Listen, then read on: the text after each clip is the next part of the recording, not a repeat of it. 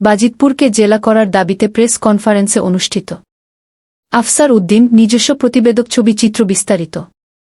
বাজিতপুরকে জেলা করার দাবিতে বাজিতপুর জেলা বাস্তবায়ন কমিটি কে এবং আইআইবিএইচবি এর যৌথ উদ্যোগে ২-৭ জুলাই রোববার বিকেলে প্রেস কনফারেন্স অনুষ্ঠিত হয়। আন্তর্জাতিক খ্যাতিসম্পন্ন পানি ও পরিবেশ বিজ্ঞানী প্রফেসর ড রাস বিহারী ঘোষের সভাপতিত্বে এ কনফারেন্স অনুষ্ঠিত হয়েছে। প্রধান অতিথি হিসাবে বক্তব্য রাখেন অ্যাডভোকেট শৈলেশ্বর দাস। প্রধান আলোচক হিসাবে বক্তব্য রাখেন বাজিতপুর জেলা বাস্তবায়ন পরিষদের সমন্বয়ক গণমানুষের কবি অধ্যাপক মোহাম্মদ ওয়াহিদুজ্জামান।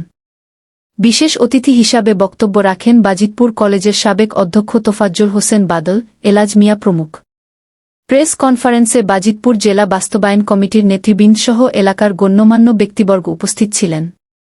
আলোচনা হয় বাজিতপুরকে জেলা ঘোষণার যৌক্তিকতা, বাস্তবায়ন প্রক্রিয়া এবং জনস্বার্থ সংশ্লিষ্ট বিভিন্ন বিষয়ে।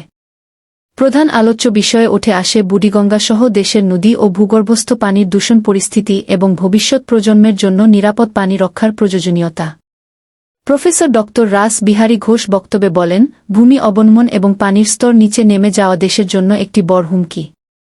বর্তমানে ঢাকার পানির স্তর ১৫৫ ফুট নিচে, যা উদ্বেগজনক।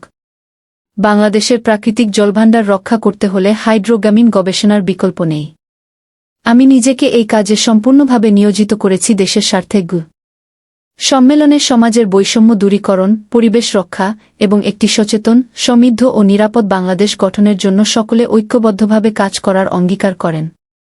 এছাড়াও আরও বক্তব্য রাখেন বাজিতপুর উপজেলা রিপোর্টার্স ক্লাবের সভাপতি মোহাম্মদ খলিলুর রহমান, সাধারণ সম্পাদক সাব্বির আহমেদ মানিক, জাতীয়তাবাদী সামাজিক সংস্থা জাসাস আহ্বায়ক পয়েজ আহমেদ মিঠু, লেখক কণ্ঠশিল্পী ফরিদা পারভিন, দৈনিক ইশাখা সংবাদ এর সম্পাদক আফসার আশরাফি সহ আরও অনেকেই।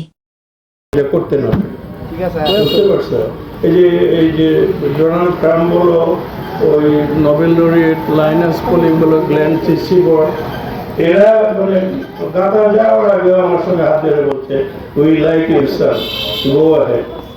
যদি পৃথিবীতে আরেকজন দেখাতে পারো, হ্যাঁ, ওই যে ওই সব রবি ঠাকুর আছে, রবি ঠাকুর চিঠি দিয়ে ওদের সঙ্গে দেখা করছে। কেন দিছি? তোমাদের তো প্রশ্ন করো না কেন, জিজ্ঞেস করো না কেন যে রবি ঠাকুর জওয়াহরলাল নেহেরু, হ্যাঁ, এই আর এক বাটপার ছেলে, হ্যাঁ, সে হল ইন্ডিয়ার first prime minister. Sorry for my language. তো ও আমাদের জায়গাটাকে বলে, ওইটা দিয়ে আমরা কি করবো? আরে হ্যাঁ, পরিবেশ সম্বন্ধে, নেচার সম্বন্ধে, ওয়াটার সম্বন্ধে, প্রাকৃতিক সৌন্দর্য সম্বন্ধে কোনো আইডিয়া নাই।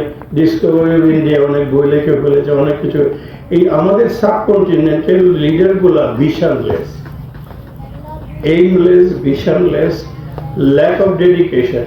গান্ধীজির মতো একটা লোকেরা, আমি বলছি, গান্ধীজি বলছে যে মুসলিমস আর কি বলে, হিন্দুজ আর কাওয়ার্ড আর মুসলিমস আর বুলি। হ্যাঁ, তো ও তো কমিউনিটি বোঝে নাই। আমি এই কথা বলার সাহস পেতাম না, কিন্তু এই লোকগুলোর সঙ্গে আমি nearly 3 decades on a daily weekly বেসিসে কাজ করি। এখানে গান্ধীজি যে কাজ করেছে তার বিরুদ্ধে বললে আমার ডিম তো দিবে, পাথরও দিতে পারে, এত সে পপুলার হয়েছে পৃথিবীতে।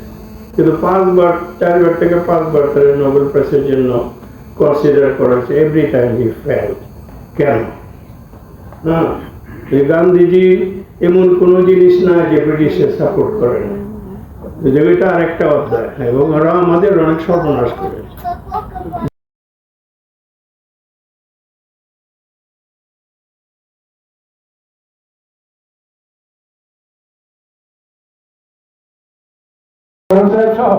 আরো এখানে যারা, তাদেরকে আমরা দায়িত্ব দিয়েছিলাম সুষ্ঠুভাবে।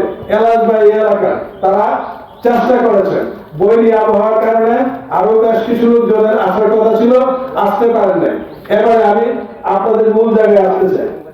বাজিতপুরের সাংবাদিক বন্ধুগণ, তারা, আপনারা সকলেই আমার ব্যক্তিগতভাবে অতি কাছের মানুষ। কেউ আমার ছাত্র, কেউ আমার বন্ধু, সমসাময়িক বয়সের, কেউ একেবারে অতি, যাদের সাথে আমার সার্বক্ষণিক উঠাবসা আছে। আমার প্রিয় একজন ছাত্রী নাসিমা রহমান, আমার আরো একজন প্রিয় মানুষ শিক্ষক সিঙ্গার জনাব ফরিদা আক্তার, এরকম সকলেই আমার পরিচিত নাম। আমি কজনের বলবো, সময় আর নষ্ট করতে চাই না। আমি একটা জিনিস বলতে চাই, ডক্টর রাসবিহারী ঘোষ মহোদয়ের পক্ষ থেকে আপনারা যারা সাংবাদিক, বয়স ফ্যাক্টর না, কাজ দিয়ে হচ্ছে